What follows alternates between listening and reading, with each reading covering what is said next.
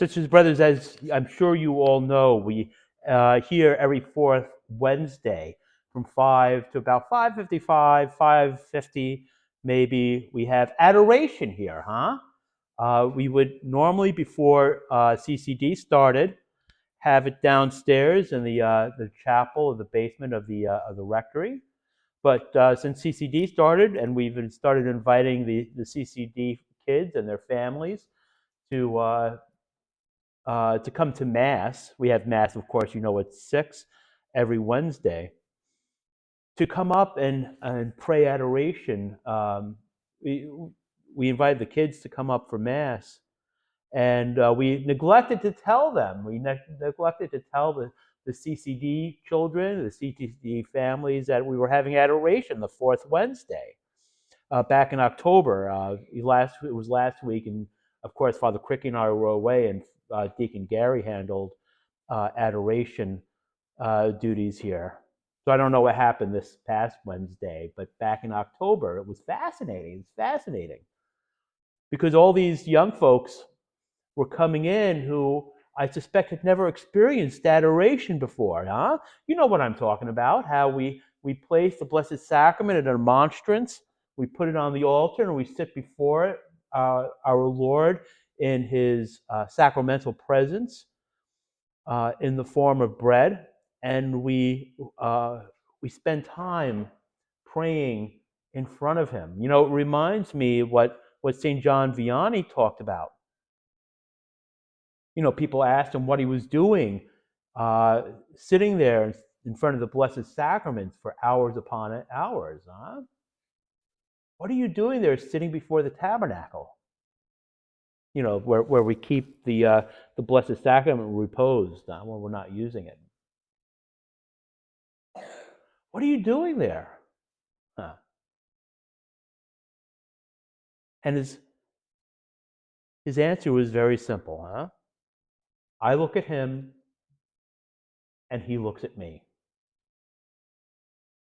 Ah, sisters and brothers, isn't that a really great way of explaining adoration? But not just adoration. Isn't that a wonderful way to explain the basics of our lives of faith?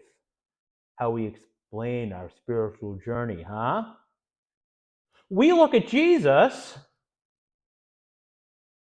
and Jesus looks at us. Ah. It's true for poor old blind Bartimaeus the beggar, huh? Sitting there on the streets of Jericho. Poor old Bartimaeus, hearing that it was Jesus, he began to cry out and say, Jesus, Son of David, have pity on me.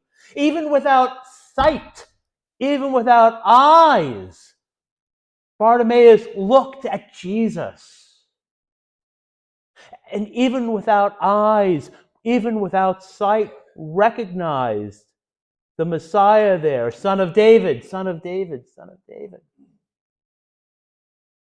Have pity on me. And Jesus stopped and said, call him. Jesus looked at Bartimaeus. Huh. We look at Jesus, and Jesus looks at us. Jesus asks Bartimaeus, what do you want me to do for you? The blind man replied to him, Master, I want to see. Bartimaeus looked at Jesus. Jesus looked at Bartimaeus. And we look at Jesus. Jesus looks at us. And make no mistake, sisters and brothers, he asks us this same question. What do you want me to do for you? Our reply, one way or another, sisters and brothers, is the same reply. Master, I want to see. as we look at Jesus, confident that Jesus looks at us.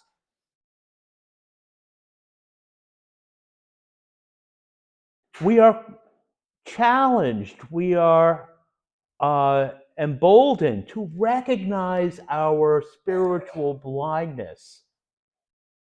How we are blinded, huh? By our selfishness, by our sinfulness, by our ideologies, by our grudges, by our hurts.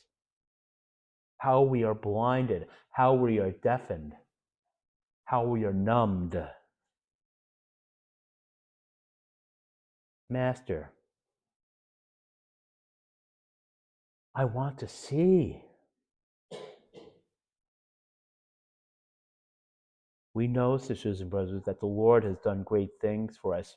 We are glad indeed. And we know what Jesus wants to do for us and in us. How he wants to gather us from all the ends of the earth, with the blind and the lame in our midst. And we know how he is able to deal patiently with the ignorant and the erring. Master, I want to see.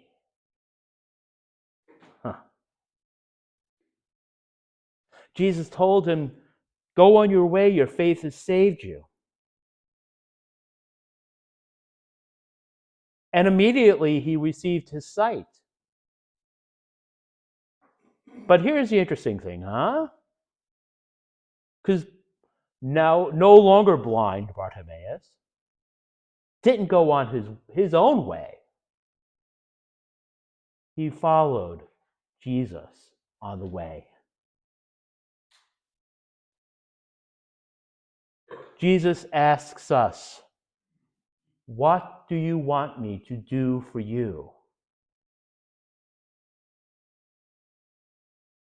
And we are called to reply from the depths of our hearts, the depths of our soul, the depths of our minds. Master, I want to see. And letting Jesus heal us of our spiritual blindness, our intellectual deafness, our hardness of heart. We may receive our sight and follow Jesus on the way. So that growing in faith, hope, and charity, we may come to love what he commands. Praised be Jesus Christ, now and forever.